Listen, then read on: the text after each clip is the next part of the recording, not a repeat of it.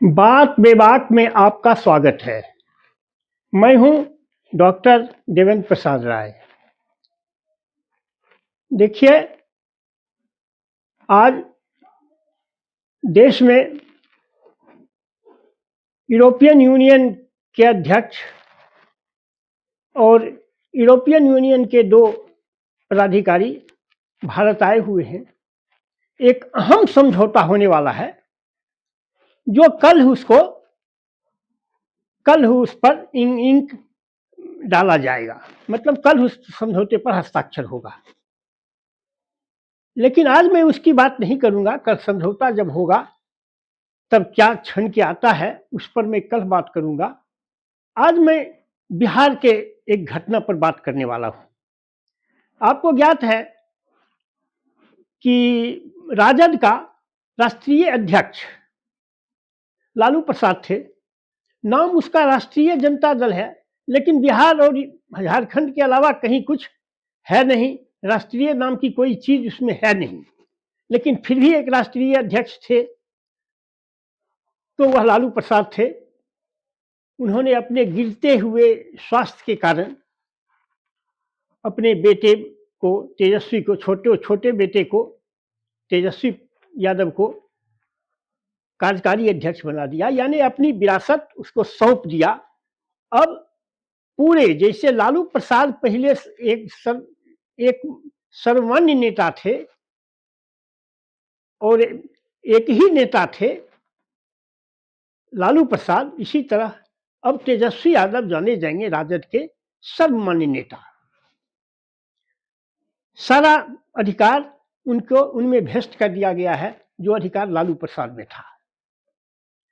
अब सवाल है कि इससे दुनिया में तो परंपरा चली आ रही है कि बड़े बेटे को विरासत मिलती है, लेकिन हिंदुस्तान में तो अब ये तो कलयुग है। राहुल गांधी भी छोटे हैं, लेकिन बड़ी बेटी प्रियंका को नहीं देकर राहुल गांधी को उत्तराधिकार दिया गया नेहरू परिवार का। इसी तरह उनसे गलबहियां करने के बाद लालू प्रसाद को भी ज्ञान हो गया और बड़े बेटे को नहीं, छोटे बेटे को अपना उत्तराधिकार समर्पित किए। लेकिन उत्तराधिकार की लड़ाई तो सब दिन से चलती आई है। बराबर जिस समय सामंतवाद था, राजाओं का राज हुआ करता था, उस समय तो दूसरी परिस्थिति थी। उस समय तो उत्तराधिकार की लड़ाई में एक उत्तराधिकारी बचते थे, शेष को मार दिया जाता था। लेकिन अब तो डेमोक्रेसी है, अब तो आप किसी को मार नहीं सकते हैं, मार देंगे तो खुद भी जेल जाना पड़ेगा। तो पॉलिटिकल डेथ, राजनीतिक तौर पर उसकी हत्या करने की, राजनीतिक हत्या करने की साजिश चल रही है। वैसे लालू प्रसाद की विरासत बहुत लंबी है, तो इसमें ये बड़ी बेटी मीसा भारती, तेज प्रताप, तेजस्वी और तीसरी बेटी रोहिणी आचार्य के बीच युद्ध चल रहा है। लेकिन लेकिन यह होगा कि उन पर बराबर परिवारवाद का आरोप लगता है, तो परिवारवाद के आरोप से मुक्ति के लिए वह सबों को किनारा कर रहे हैं।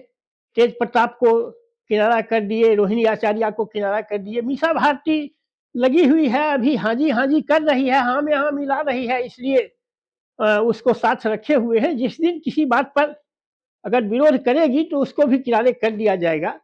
हालांकि इससे वह मुक्त नहीं होगी, वह मुक्त नहीं होंगे परिवारवाद के। क्यों कि आखिर लालू प्रसाद के बेटे होने की हैसियत से तो उन्हें राष्ट्रीय जनता दल का अध्यक्ष बनाया गया है, तो परिवारवाद से मुक्त कैसे होंगे?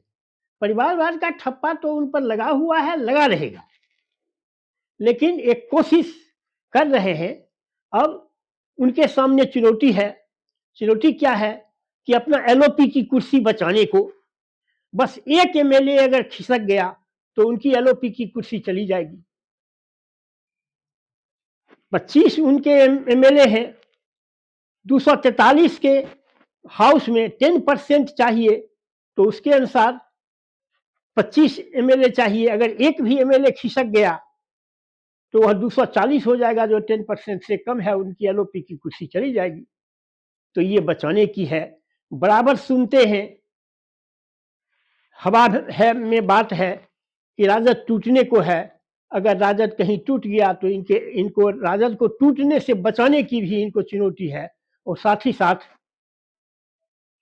अगला राजनीति में अपने को रेलिवेंट बनाए रखने की चुनौती भी उनके सामने है। अब देखना है कि यह उस चुनौती को कैसे निपटते हैं और कहाँ तक उस चुनौती को वह पार कर पाते हैं। यह देखना तो आगे का भविष्य है। यह भविष्य बतलाएगा कि वह अपने लालू प्रसाद के योग्य उम्मीदवार योग्य उत्तराधिकारी हुए या अयोग्य उत्तराधिकारी हुए, यह तो आने वाला समय ही बतलाएगा। बस आज इतना ही। अगर मेरी बात पसंद आए तो आप लोग इसे लाइक और सब्सक्राइब करें। Thank you very much.